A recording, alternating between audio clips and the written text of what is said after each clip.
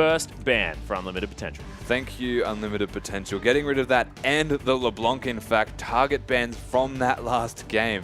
The Hecarim being taken by King here, not wanting it for Insect, but definitely not wanting it for long, as we do have a ban left remaining each, and both junglers are available. We've mentioned the limited champion pool from Huey. Maybe that's an option. Well, yeah, maybe take away the Rek'Sai, something like that, and then first pick the Gragas, just see what Huey's going to do after that. Has had a decent performance on the likes of Nunu, but hasn't necessarily been his champion, and they are going to ban away the Gragas, and we'll see what King decide to take away. And will it be the Echo here? Do they want to focus on Amy? Now, there's the Echo, there's the Rise, there's even the Rek'Sai as a priority for a big first option pick. here. There are a lot of options here. King can only ban one. They do get rid of that Rise, and that leaves open Echo. It leaves open the Rek'Sai to take away from Huey because they banned Gragas again. Alistair's there as well. Alistar, and this guy. Yeah, and the Fizz. And especially when you have the Hecarim removed, often you will pick a Fizz into that anyway.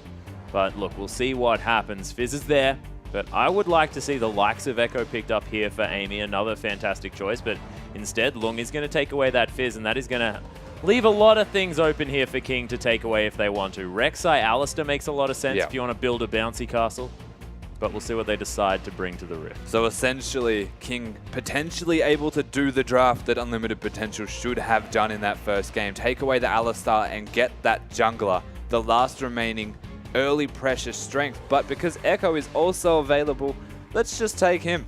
Yeah, Korn thinking he's going to be able to have a similar performance this time around. And I like the Fizz pick away as well, just because Korn's such a fantastic Fizz player. Insect could potentially play that in the top lane, and Huey could also play it in the jungle. Haven't seen it, but that is the sort of the roles that a Fizz can hop into, and Korn just a notable Fizz player in general. Amy considering a Nunu, and we'll see what Punish decides to lock in. But with a Fizz there, sort of in most likely the top lane, Punished has played in the mid as well, so still a flex pick. We'll see where it does go in the end and what Sketch is going to pick up at the same time. But this would be interesting. Unlimited Potential, as you said, essentially denying the flex pick from King, but it is a flex of their own. So they have the option of top or mid Fizz, and now that they've actually locked in Nunu and the Janna, we're talking zone control everywhere. Yeah, it's like sort of get out of my face or move very slowly through it. Yeah. Seems to be the option. With the Janna pickup, I actually like the adaptation of Name hovering over this Caitlyn right now. Mostly because the Caitlyn Janna lane is just so hard to deal with. This is something that that Spawn actually spoke about, the fact that Corki's being hovered here. Corki does decently into the Caitlyn lane if you manage to actually get up to her, and you can trade with that Phosphorus Bomb, especially after a Sheen. So see what does happen. And Zero, considering his Nami once again, it is going to be the Nami lane. Dang it, Zero. Caster's worst nightmare. They have picked up quite a strong lane, though. The Corki early pressure in laning phase is phenomenal, having that bonus damage on auto attacks. And then you've got the Nami as well, who's got sustain, can empower your auto attacks and disrupt the opposition. So if they are to pick that Caitlyn into the Corki and Nami, it might be a rough lane for them here on the side of Unlimited Potential. But in saying that, the Caitlyn Janna is just an exceptionally strong lane in its own right. But at the moment, we'll wait till they actually lock this in before we discuss it. I like King's lineup at the moment just because the Echo is still flex. Yeah, I like UP's lineup because they're all blue. Janna's not really blue unless you have the blue skin. No, blue background, you know, Okay. just the pictures are blue. There's a hint of blue. Yeah, there's just this blue vibe going on with the team. Of course, that is going to be Ashe and Maokai locked in. Sketch picking up the Ashe Janna lane, of course, very old one. Yes. This one. We haven't necessarily seen this particular pairing for quite some time. Insect, no surprises, is looking at a Yasuo. Let's just keep praying that it happens. Yeah. Let's actually talk about Unlimited Potential until that does happen, though, Max. Okay, Let's not get our hopes up too much because we have a finished Unlimited Potential lineup, and the Ashe with a Fizz is gross. Yeah. So lots of engaged potential. The Yasuo was, in fact, locked in there. Yes. So that is going to be the third time that Insect is going to play that champion. Surprised he didn't play it last game. But, look, he got his Hecarim. Yeah, and he did perfectly fine. He won the game with that Hecarim. It was a monster. So when it's banned away, it seems like the Yasuo is the option. And he banned it himself, funnily enough. So maybe he just wanted to play Yasuo and gave his team no choice. Yeah, and Lung actually taking the Maokai into that one, of course, was decided by Insect to take the Yasuo up into the top lane. We'll see how that one actually goes. Of course, Maokai, a decent laner, as the game progresses. But look, just have to see. Because, look, the Yasuo can be difficult to make work there from the top lane, especially considering the long lane. You're not exactly the tankiest of champions. Yeah. So, well, we'll see how it works. Amy on the Nunu, though, into Huey's Rek'Sai, which was fantastic. MVP worthy of the last game. And punished against Korn, the tricksters themselves in Echo and Fizz, bouncing around the mid lane. That is one heck of a matchup, to say the least. The outplay potential from both of those guys is massive as we look at an Ashe and a Corki. Ashe, Corki, Janna, Nami as well. This is really, really interesting stuff because it's like disengage supports when we've been seeing the likes of Annie, Nautilus, and Thresh. A lot of engage happening on the Rift in the LPL thus far, but look, now with Annie, Janna, and the Nami there as well, it's really crazy. Yeah, there's a lot going on with that bottom lane. The chance to kill each other is very evident, even with just the Janna as a defensive sort of disengage style support. It enables the Ashe, who has this really strong lane presence, to almost take over completely and just overthrow the lane. But then you look at the Corki and the Nami, and I don't really see a situation where an Ashe can willingly walk into the range of a Corki auto attack to outtrade, because Nami makes that worse than you could ever imagine. Yeah, and there's not many that can do that either. But let's see whether it is going to be standard lanes as we hop onto the Rift.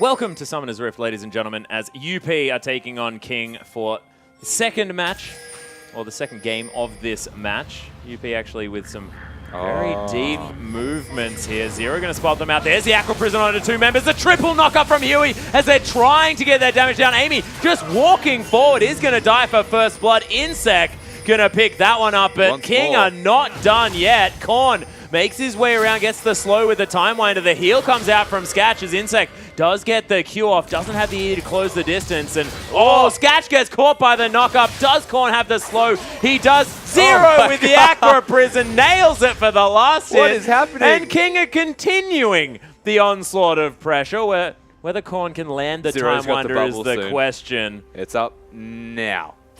And Cut moves out of the way of it. There's the time winder for the slow. Is Hart going to have to use the flash? No, he's not. So in the end, it's 2-0, and King just with brilliant positioning. And the fight finally ends, and we're 1 minute and 50 seconds into this game, so everyone potentially late to get to their own lanes. No one getting that bonus jungle start in the top lane in particular, and even junglers looking to have solo starts or deny themselves completely. King end up with 2 kills and a 1,000 gold lead already at 2 minutes. Yeah, that's going to weigh on UP's mind for the rest of this game as well. These early invades that get advantages for a team that's already with a momentum advantage. Oh, it's just horrible to deal with. We'll see whether UP can rally and get themselves back into this one as Earth the Nami T in this bottom lane. With King Zero himself. Yeah, it's adorable. There's another Aqua Prison though, as Sketch going to have that shield broken immediately, but a lot of damage actually from this Ashe early game. So level 1 bot lane right now between both of these teams, even experience, does tend to favor the Ashe and the Janna, because Corki only having the one spell can be shielded, and Nami opting for that bubble. You don't have a lot of threat, but now that they're level 2 against each other, you have that extra damage from Corki's auto attacks or Nami's auto attacks, and the kill pressure becomes very serious. Yeah, Tycall's Blessing actually picked up here by Nami as Sketch narrowly avoiding that Phosphorus Bomb actually. And there is a lot of poke coming down in this lane. Korn uses the E to dash out of the way. Nice work. And this lane is just super interesting. Just because of the intricate plays that can come out. What you're going to dodge with the Playful Trickster. What you're going to dash out of the way of. Ooh, that was close. Oh man, yeah, Huey actually manages to get the buff. Consolation prize for Amy. Yep, not too bad. Yeah, gets a couple of little ones. And they are actually relatively important. Yeah, they give a fair bit of gold, really. Yeah. But was that actually Huey locking down to the second red buff? Was that a 3 buff? No, it wasn't. That was a 2 buff at the very least. I think Nunu went the long way and got the blue buff, so they're both starting with a 2 buff start. Yes. Okay, so Rek'Sai was sitting on a couple of red buffs as opposed to being able to grab his own blue. So Amy heading over to the blue buff of his own is going to be able to lock that one down theoretically. He's at the Wolves at the moment. We'll see whether Huey can get anything done.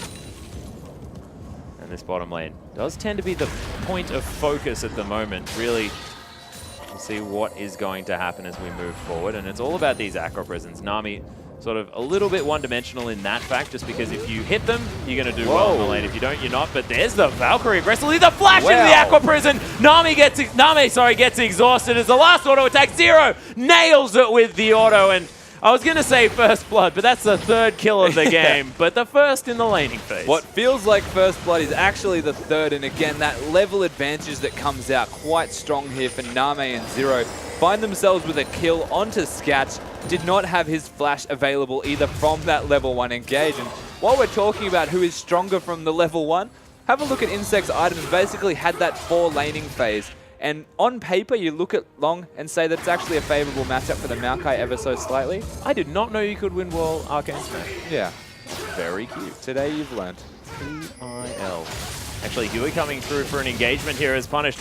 Oh, is the W going to land? Parallel Convergence is flashed out of the way of, and Korn is going to get himself a little bit of a shield, but not much else there, as now punished without that summoner spell. It's still pretty tricksy on this Fizz, but it does need to be a little bit more careful. Yeah, actually blowing the flash away from Punished is a big deal for this matchup, and it's a very intricate but cute matchup almost, because Punished can get completely outplayed by Korn using that dash to dodge the troll pole. So there's a lot of tricky and intricate outplay potential between them. We'll see what happens once they get 6 though, because that opens up to a whole new world. Yeah, there are a whole different level of opportunities, but as soon as you have sort of a burst assassin, Echo tends to do fantastically well. You use that chrono break and you negate a lot of what's happening there, as King with a huge wave on the bottom side of the map, and Nami just going to try and get rid of that with his phosphorus bomb.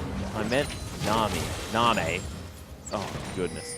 This is so frustrating. Yeah, I can already feel the pain coming up. But Nami they're more so trying to keep it at a frozen position. They pushed those minions because they were all super low and they needed to actually get the last hits, but waiting for Huey to come in. Another aggressive Valkyrie from Name, as he's taking actually a lot of damage. There's the flash into the knockup though. Nice Howling Gale to stop anything more there, as Sketch trying to turn it around. Name forced to use the flash. Is he going to survive though, as he hard flashes forward? Doesn't get there. Still in fact have the heal, but Huey's going to fall down. Oh, the bubble indeed. Name picks himself up another kill.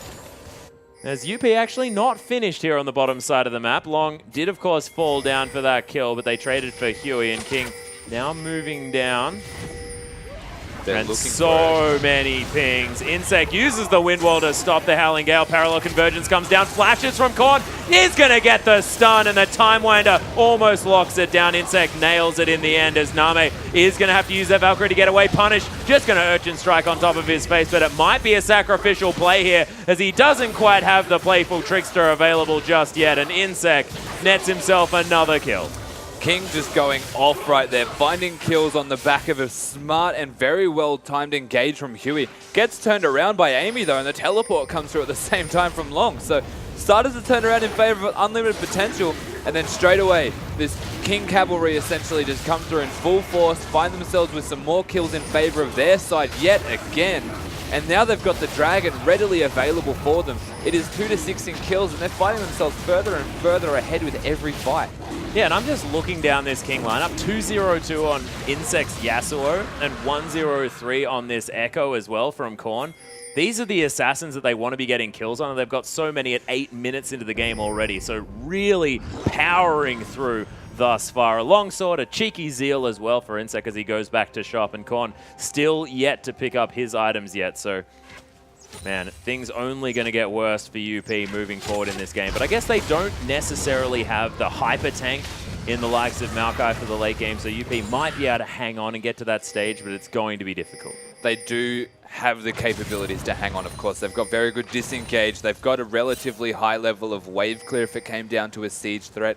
They've got the assassins to make the picks. They've got the Ash Arrow as well. So they've got all of the makings of at the very least staying in this game or finding themselves getting further ahead from picks that they can make.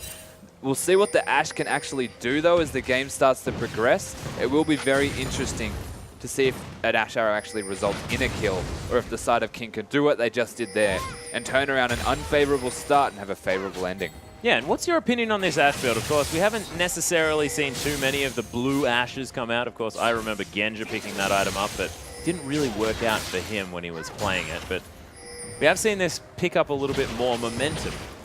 I mean, personally, not a big fan of the blue Ash build. You kind of would rather be doing damage, I suppose, and you're sacrificing a lot of that damage to force yourself into a high level of mana sustain and lower cooldowns to throw out more arrows. You've committed yourself to not being a carry. You've forced yourself to being more of a facilitator for the rest of your team. And you look at the rest of the side of unlimited potential here, no one else is really going to be able to blow people up besides Punished and Scatch. So you've now got the blue Ash, who's not going to be doing as much as a raw damage Ash, and you've got tanks to boot. So you've got one threat now, and it's Punished. Yep, so all on the back of this Fizz. He stayed up in farm, has picked himself up a kill as well as he grabbed one in the bottom lane. But not sure whether that's going to be enough. Acro Prison again landing in the bottom lane. Parallel Convergence trying to get a stun. Korn just putting it in the right position this time around. Finding his way in. Nice use of the Time Winder onto Heart. Loses half of his health, but Huey's going to go down first. Korn does need to be careful. Uses the ultimate, so much damage as long as solo. Heart's going to get caught. Another Aqua Prison. Name trying to turn it around underneath everything, but the flash from Punish is going to lock him down. It's a double kill for the Fizz, and we were talking about Fizz needing to get ahead. And UP come up with a positive trade and 2 extra kills on that guy. They now find themselves with a 3-1 Fizz, which is exactly as we said where it needs to be. And this is a big step for unlimited potential. That whole fight actually going quite well. An aggressive dive from King. Whilst Ash just chilling in the top lane, split pushing, gets some farm. So all in all, a successful scenario there for unlimited potential. They need to translate that into some more objectives or gold, because it was good and it's in the right direction, but it's not going to win them the game just yet. The side of King are very large still. Yeah, and of course that's right up in their inner turret as well, so they couldn't push forward. It's exactly right, and you've got to start picking up objectives when you make trades like that if you want to create some actual distance in this game. So Huey going to be taking down a little bit more vision here for King, and they're just licking their wounds a little bit on the side of King, but they're still going to be very confident moving forward. It's 3,000 gold the lead. And not much changed. No, basically nothing really changed from that. Just the fact that the Fizz got 2 extra kills. That's as that important. Morello's now, it is a big factor. But as you said, and as was very evident, they haven't actually translated any winning fights or any kills at all into an objective. We've now got 2 turrets falling down as we were speaking for King, compared to the 0 of unlimited potential. The next fight that they win cannot be underneath your inner turret defensively. You want to be on neutral footing. Yeah, Howling Gale's going to find Name, though. This is the volley as another Aqua Prison comes out. And Zero has been landing skill shots better than I've ever seen him this series long. Of course, the Dark Bindings were fantastic, and now Aqua Prisons, apart from that last one, have been brilliant.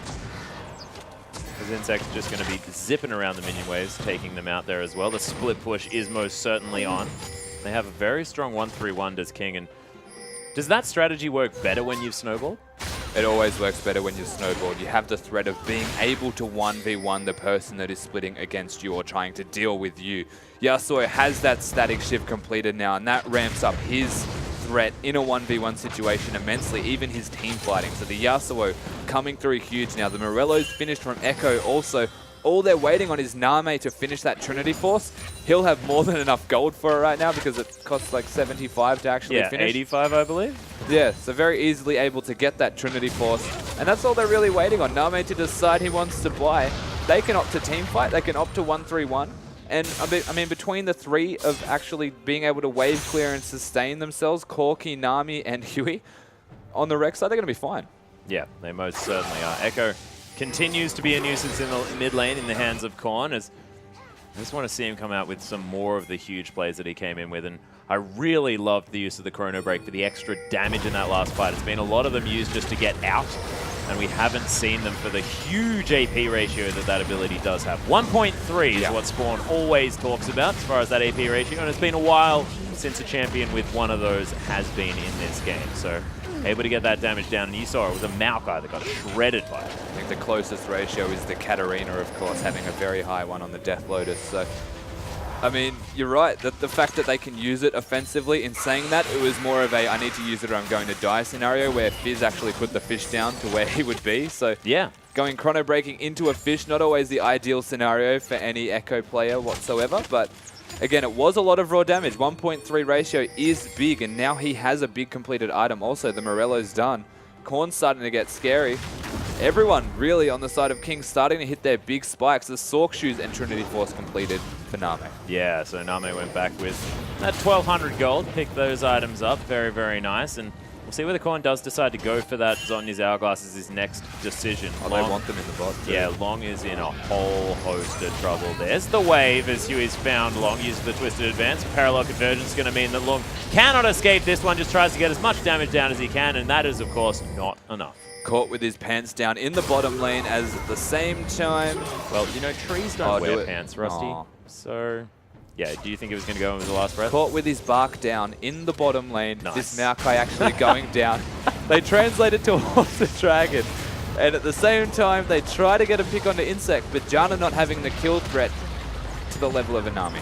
Yeah, not quite able to lock him down for long enough. Of course, it's unmitigatable, but as is the bubble, actually, isn't it? So, bubble, pretty silly form of CC, let's be honest. Static Shiv and Hex Drink are now done for Insect, as the right-facing swords are going to be his option. Yeah, I mean, really, even the Hex Drink are done here. Everyone on King starting to hit those big item spikes. And then you have a look at the side of Unlimited Potential. And I don't want to touch too much on how much I dislike the Ashe build, but when does that really hit a power spike? I could never tell you. It's only when the arrow is available. I think it's like when you get a Mirror Mana and a Brutalizer and you finish the Last Whisper or something, wouldn't you then have lots of volley damage? You would have a lot of raw armor penetration, and you're always going to be able to do damage. Even now, of course, Ashe's volley actually one of the better one-on-one in terms of damage output abilities. Okay. But in saying that, you compare that to a Phosphorus Bomb from Corki with 1 auto attack, and unless you're at that 5 auto attack level on your Q, Sketch is going to have a very hard time as that Snowball went through the wind wall. Now, a little bit late. Nailed it. On the wind wall. Snowballs are a powerful tool. Of course, when a Nunu's Snowball doesn't work, he's pretty upset because he doesn't have many other options. He's exclusively got one tool. Yes. For offense. So make sure that, you know, whatever is in your toolbox is actually working. Not too bad. Amy's going to get bullied out by Zero, though. He throws down a... Well, what? The wave was there. Zero not going to land the bubble. The wave actually knocked him up and gave the ultimate for Insect there. Yeah. So they managed to get a lot of damage down onto Amy, but nothing really coming from it besides this poke in the mid lane at the same time. And from the looks of it, Korn looking for that 1v1, but probably not going to find it. Yeah, looking for something anyway, as the split-pushing Maokai in the bottom lane is going to be able to shove up to that turret. Korn heading down there, just going to clear out that minion wave like you were talking about. And they are 1-3-1, as you mentioned earlier, looking to have Echo in the bot, Yasuo in the top lane, and a very self-sustaining and tanky 3 members in the mid lane. Yeah, and having this Nami as well with the extra ability to sustain everyone up with the ebb and flow, like you mentioned, very, very strong. And look, we saw a similar thing come out of King last night in back-to-back games. They made it work the second time around using the Sivir, but now with the Corki instead, you've got so much more poke potential under that turret. You poke them out before sieging underneath instead of just clearing waves incredibly quickly, and I just like the adaptation. It's actually ridiculous how good their 3v, whatever they would actually prefer, is here on the side of King, and they can quickly rotate like they are now. They've got the Rek'Sai for vision control, they've got Corki with the Sheen and Trinity Force completed, and they can take turrets like they're nothing. Very easily rotate, they can go back to middle and reset, and maybe do the same thing in top if they would like. Yeah, and UP were actually madly pinging on the mid lane there as well, but Unpunished was unable to get anything done just because the Insect, like you mentioned, was already there. Yeah, again, there's no answer really available from this side of Unlimited Potential. It's so hard for them when they are not even ridiculously behind in terms of items. They're starting to get those big item buys, but the 6K is starting to be a big factor because keep in mind, it's only 18 minutes in.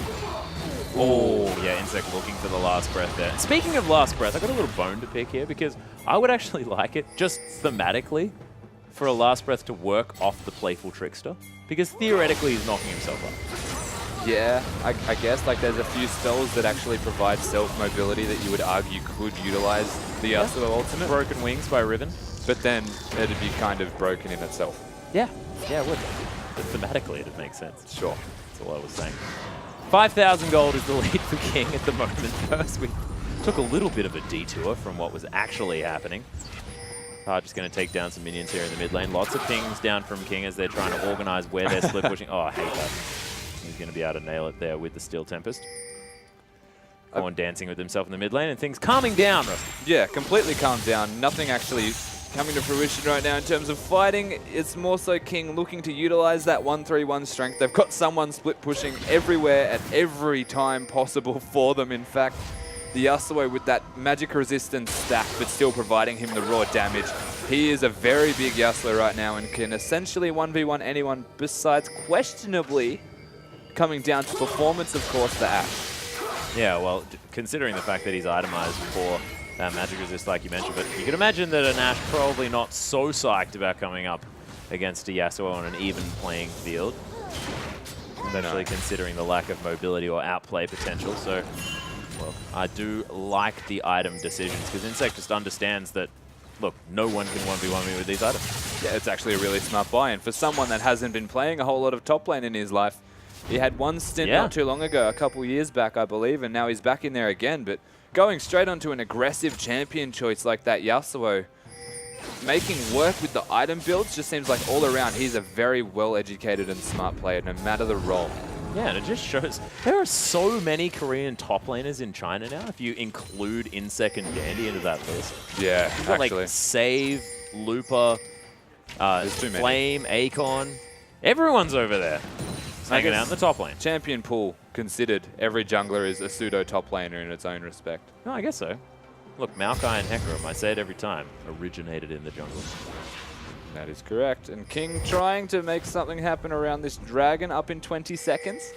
Getting all of the vision control that they can and unlimited potential, kind of with their tail between their legs at the moment, looking for an eye in on a pick. Utilize that Ashe. They've grouped up now besides the Ashe, funnily enough, and might be looking to have the arrow from the opposite direction. Yeah. The entirety of an Ashe's availability of flanking is just an arrow. I do actually, we didn't mention the fact that Insect with the wind wall is the perfect answer to the arrow. Yeah, wind wall actually down now though, as the enchanted crystal arrow could come through. He's going to be locked down third dragon there as Huey takes an arrow into the middle of the team fight. Punish takes so much damage. Korn locks down the kill there as UP are getting decimated. Insect dancing throughout this fight, knocks up the Janna and destroys her as catch. Oh my goodness. Yeah, that's the double kill for Name as Korn closes the gap onto Long. The last man standing for UP makes a last-ditch effort. Not going to be enough. Triple kill for Name on the Corki. And it's a clean ace for King after picking up their third dragon. And this King side looking so strong right now. They managed to get the pick straight away onto Punish, the one really important member of this unlimited potential side who needed to die first. He goes down very quickly. The Echo stun, while he is in mid-air, knocked up by the Yasuo ultimate. They get themselves the dragon. They get themselves all of these kills for nothing, essentially. No one going down. And now a bottom inhibitor. This King lineup are looking really good. Incredibly strong. We're going to have a look at the replay. So the Yasuo actually knocking him up, starts the fight. The Echo hitting the stun at the same time. He was ascended in air for way too long of a period. Corki sitting in the back line, and even the way that the fight was so linear allows Zero to hit a great tsunami. And the rest of King are just sitting in cleanup duty because Sketch wasn't there on time to do any damage. And the side of Unlimited Potential just gave it an all-or-nothing effort, essentially. A last-ditch attempt to win a team fight. And King completely overrun them and lose nothing in return. Just wonderful play. And it's just the execution from King has been much different from anything else that we've seen. Parallel convergence onto Sketch, gets the stun as Korn able to get so much damage down. The Ashe is going to fall down. The Earth lands onto Nami though as Punish was trying to get something done, but it is going to be a double kill for Huey here as Long. He's taking the brunt of the frontline damage. Passive actually doing a fair bit of work, but too little too late. Hart the only man standing, and he's running the wrong way as King decide it's time for Baron. Very easy decision here to go straight away to that Baron here. King lineup going massive again. Getting that initiation, actually stunning Sketch down there was Echo. Korn going big.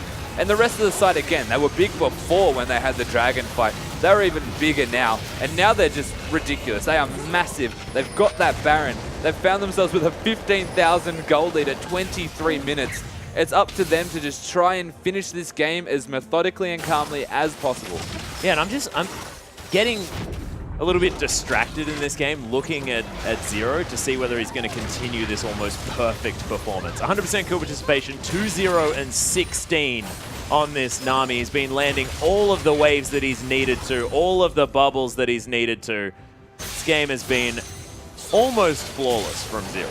it has been essentially flawless from him right now. 1 or 2 bindings missing, of course, and he has a QSS even, this Nami right now. Yeah, I mean, you got to make sure that you can keep yourself safe. Yeah. Okay. You're going to get Mikhail's with the QSS, right? That's the strategy. Yeah, that's the strategy. You can QSS yourself, then Mikhail's someone else. 2 people out of stuns. It's brilliant. No, QSS yourself, and then Mikhail's yourself when you get CC'd so you get the health back, right? Yeah, the selfish Nami build, I like it. Yeah, that's how it works. You got super speed for the rest of your team, they can have that. When you're 14,000 gold ahead, you can go for a death cap for all I care, Zero. It's still going to work. Oh, yeah.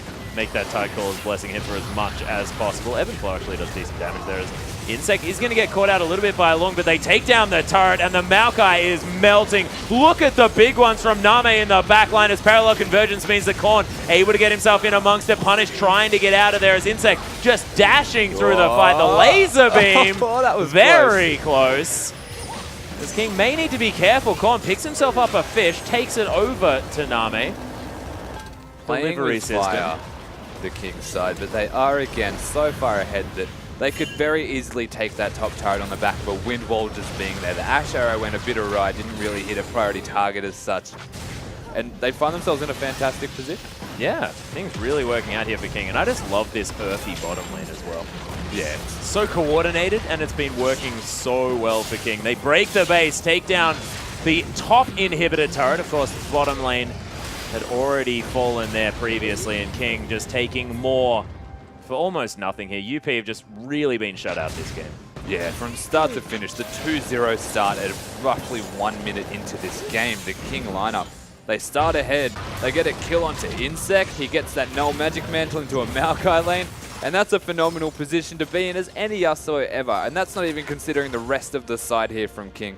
They get that experience advantage, that gold advantage, and they can just translate it and carry it so well through the mid game. And this King lineup look like they're super well at controlling the game when they are ahead. We haven't really seen them behind that much though, considered. Yeah, they're really just making everything happen this time around. And King, see whether they can just close this one out, because, look, not sure whether this game really should have even gone this long. Yeah, I mean, really, they had their opportunities to close out a while ago. They've made a few aggressive, overzealous decisions really just to win fights because they can. They know they're ahead enough to do so. So extending the game at their own leisure at this stage, it's up to them to, again, just try and close it out as methodically as possible. Top's the only lane remaining. Yeah, there's almost a 20,000 gold lead as well. Yeah, roughly. That's no big deal. Just kill them all in the game. Like, maybe really they're going for a gold lead record. Yeah, potentially something like that, as UP struggling now as their final inhibitor is going to fall. Lung way away in the bottom lane as UP really need to get together and make a last-ditch effort, try and get something done to hang on this game, but they're so far behind. Korn, parallel convergence is there. They stun up Lung for a little bit, but he's pretty tanky still. Timeline to get and spend some time heading back. Zero QSS's himself out of the arrow, and they start the fight. Insect does get the knock up onto Sketch. He's tanking up the turret, though, as he flashes away, punished with a playful trickster into his own demise as Korn just heads back out after the chrono break. He's tanking up turrets left, right, and center. He does need to be very careful as that laser beam's been on him for quite some time. Hart, yep, you are so dead. Yeah, pretty much out of here. The King lineup looking really good right now. They find themselves with a second victory and 2-0 unlimited potential. And I never realized how cute that was that Nami can go for the QSS and selflessly take arrows in the face before using it to cleanse herself. That might have been his plan. I'm going to flash in front of all of the arrows and QSS it so that I can then disengage for my team. Well, it certainly worked out. We saw it actually coming into fruition in that last fight. And man, 100% good participation, 2-0 and